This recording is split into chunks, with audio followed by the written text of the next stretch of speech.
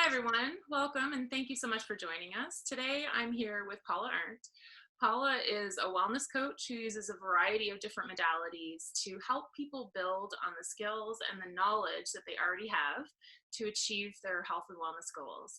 She's trained in massage therapy, in hypnotherapy, in counseling. She's a natural therapist. She has a wide variety of skills. And today, we're going to talk about stress. So thank you so much, Paula, for joining me today. You're welcome. Welcome. Thank you.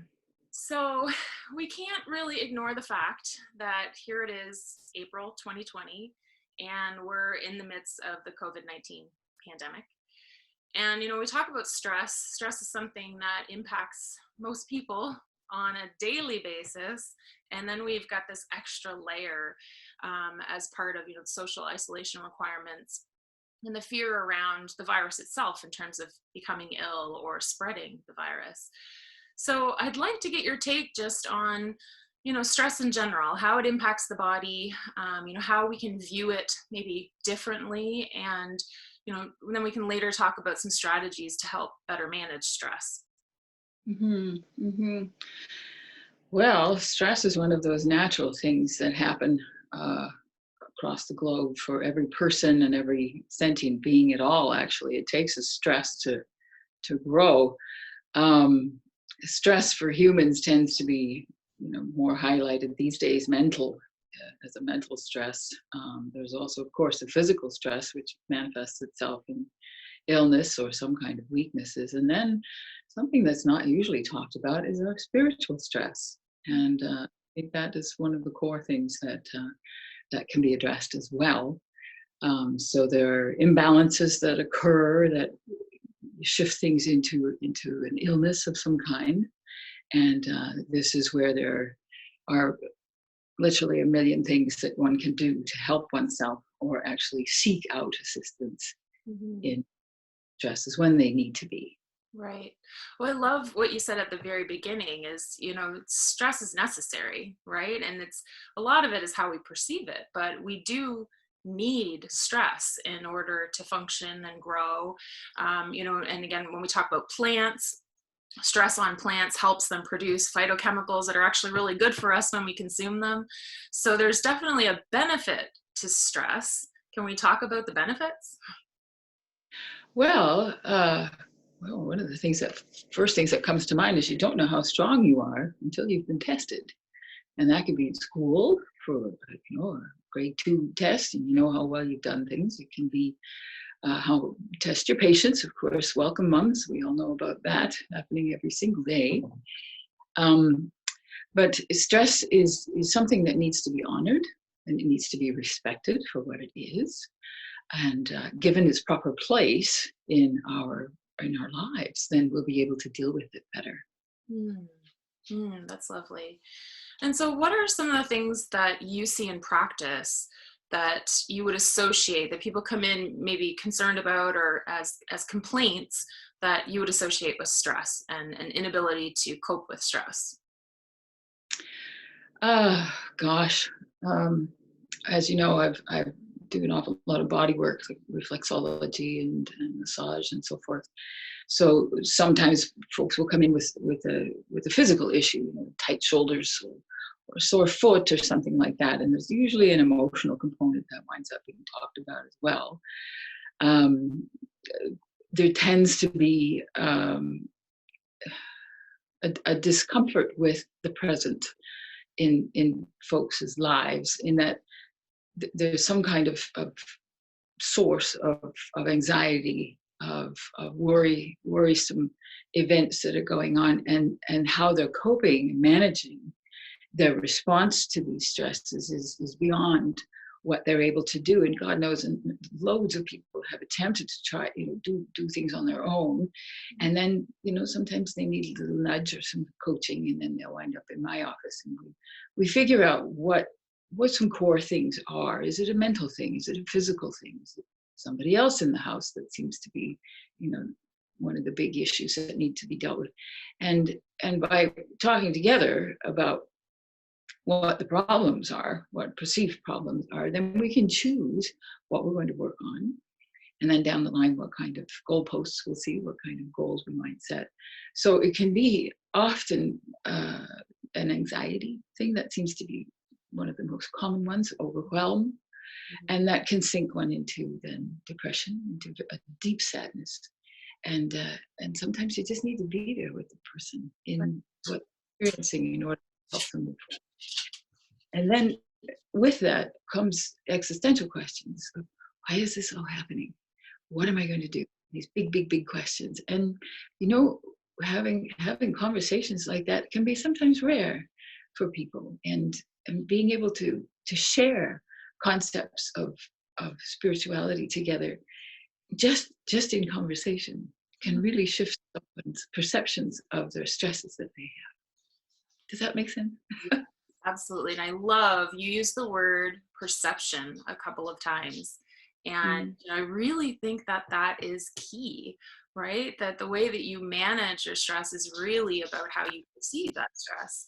And we see that all the time, that, you know, some people just seem to handle stress more efficiently, or it has less of a negative impact on them. And I think a lot of it has to do with how they're perceiving it. They're seeing it in a different light. They're seeing it as an opportunity, or, you know, a chance for growth, a challenge, instead of it being done to them and being disempowering, right?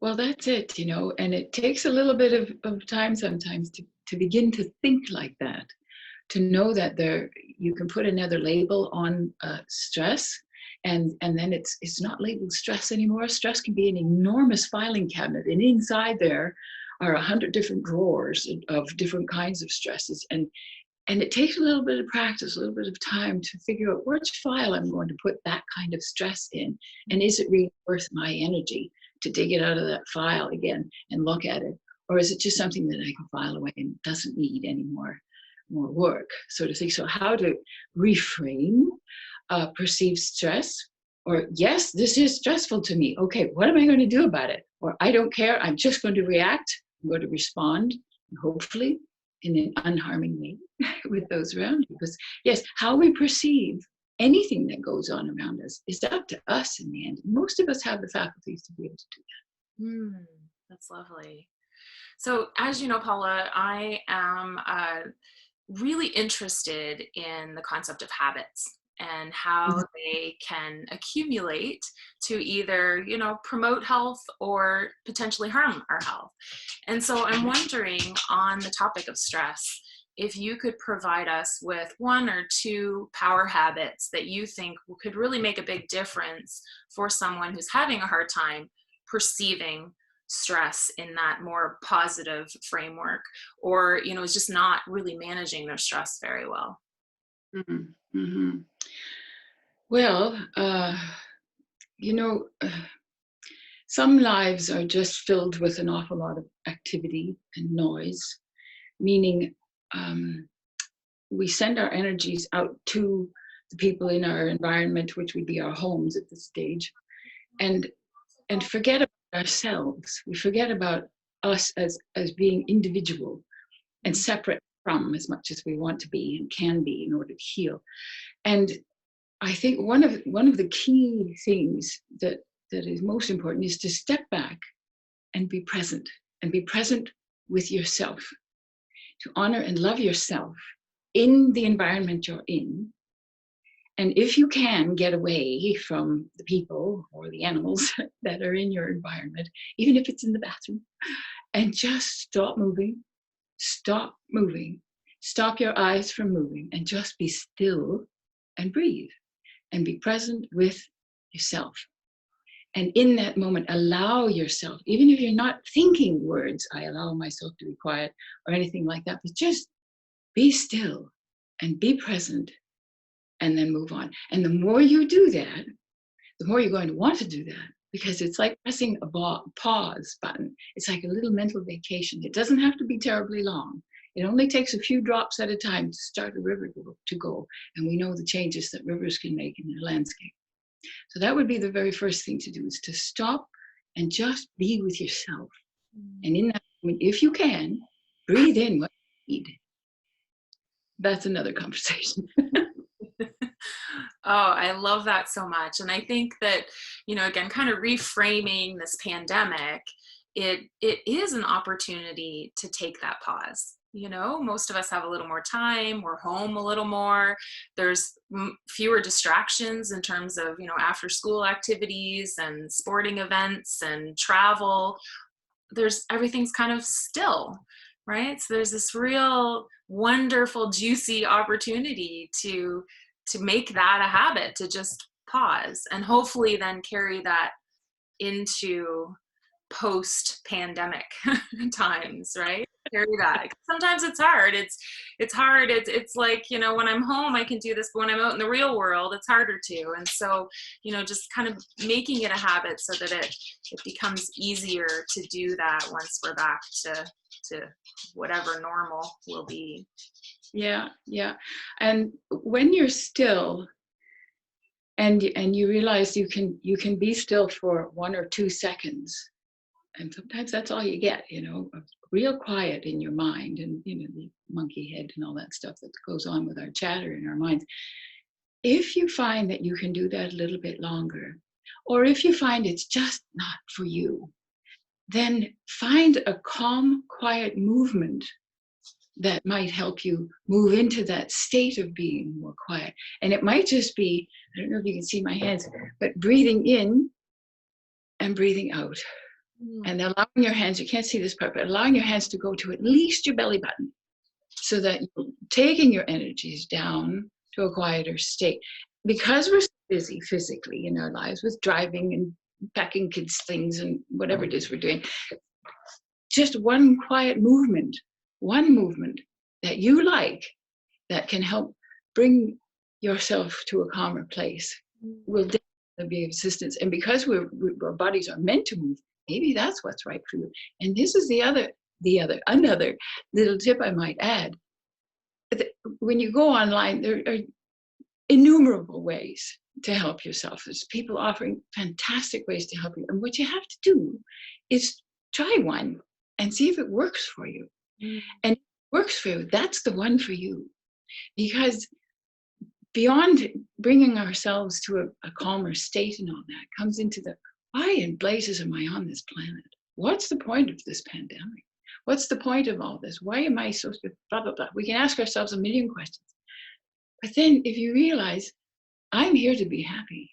I'm here to manifest the glory of the universe, God, creator, whatever your belief is, whatever you don't know your belief is, but to be happy. And if it makes you happy, then that's why you're here. And that, I think, is another thing that we may have forgotten. I know I've forgotten it often in my life and in my career paths, in that, oh, I've got to make some money. Oh, I've got responsibilities. Oh, I have to do that. Well, I have to find the things that make me happy. And so do you. Because that energy will go out to the next person, and it'll go out to my plants as well, and my animals. I've got 4 cats that love it when I'm happy. Give a little bit of a left turn here from your question. Sorry about that. Well, no, it's all connected, right? It's perfect. And I think that what you just said, it goes back to self-care. And this whole idea of being able to manage stress has a lot to do with self-care. Because if you're coming at it with your cup overflowing, then that stress is much easier to handle than if your cup is empty. That's for sure. Exactly. I was given a little tiny basket as a thank you for something, and it was so tiny, and it was a hurried gift that it was empty, and I have it at my bedside table at night, and I look at it at night, and I think, I need to empty myself so I can fill myself with more joy tomorrow. That's a habit I'm trying to develop. It's not the perfect thing that I'm going to do for the rest of my life every single night, but I think it's a good thing to start. I'm willing. Yes, Paula, I love what you're saying. These are simple things that anyone can do, but the key that you've mentioned is it has to feel right to you. It has to bring joy to you. You shouldn't be doing something that is causing more stress, right? Exactly. Find that little nugget that really is working for you. Yeah. And as you say, self-care. And self-care is loving yourself. And loving yourself isn't an egotistic thing. It's not only putting your own mask on before you help somebody else. It's truly accepting and saying, well, here I am today. This is it, folks. It's all you get. I accept myself as I am in this very second. In the next second, I might not like me because I'm going to have that fourth cookie or something I didn't want. But true self-love is just, well, here I am. This is it. Me. It's all I have, you know. And then honoring that and allowing yourself to give some respect to yourself in little tiny ways or in big ways, you know, having a long walk in the forest or just in a minute of saying, I'm going to take 3 more breaths before I speak to my child, if you're having a moment with them or something.